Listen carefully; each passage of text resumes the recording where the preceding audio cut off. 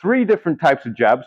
And if you understand these differences between the jabs, you'll find your success in sparring is going to shoot up very, very quickly. Now, even at a beginner level, you understand, even just from watching boxing fights on the telly at the pub, that different jabs have different purposes. Sometimes people want to cover distance with it. Sometimes people want to keep their distance with it.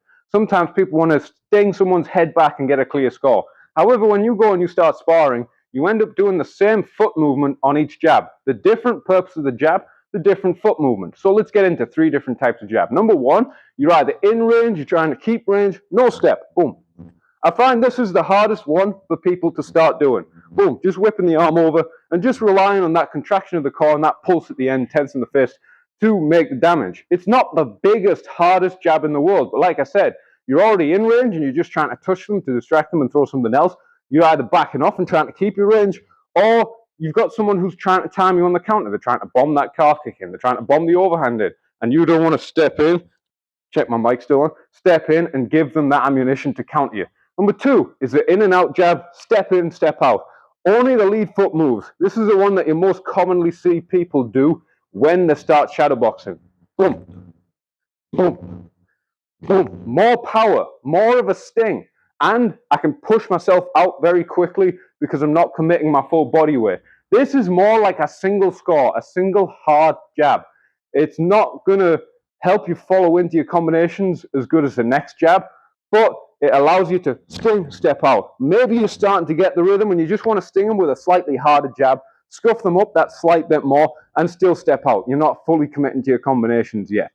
Now, the last jab, this is the one that people seem to struggle to do as well. People struggle with the first jab, do the second jab all right, and then they struggle with this one. This is how we're going to cover distance, and this is how we're going to commit our weight to our shots to try and put combinations together, to cover range.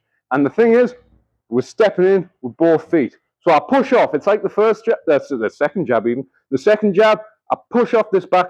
So I push off. It's like the second jab, but instead of just stepping the lead foot, after this lands, I'm going to push off the back foot. Boom.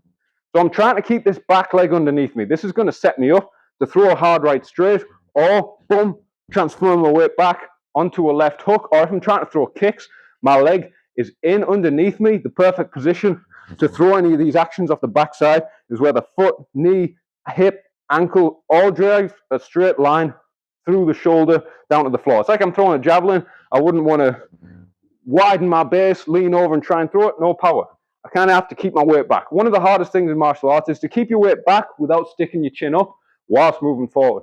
So we're stepping, boom. I call it Michael Jackson foot because this back leg, it's kind of like we hit that shimmy.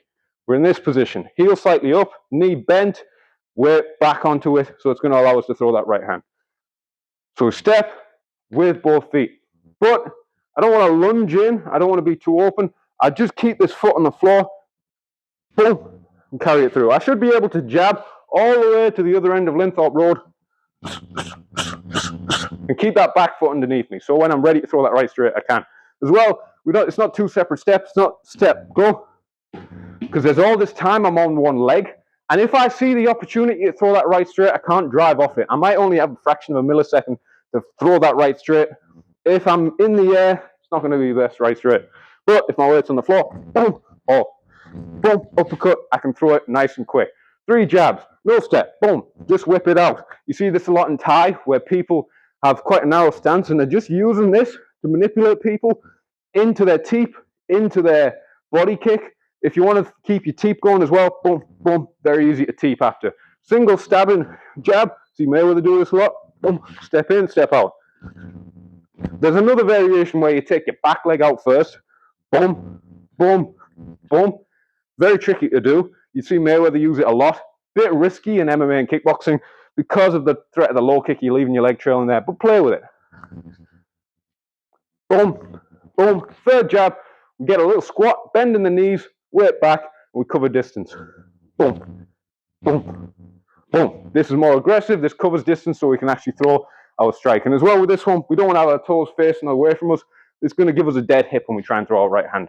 Step in, boom, nice and concisely. If you like the content, if you like all kinds of manners of tips to help you when you first start sparring, and you want to bash the 40-something-year-old salary man who's rushed from work to get here, and you want to give him the hardest spar of his life, the best tips you can to really give him a bashing.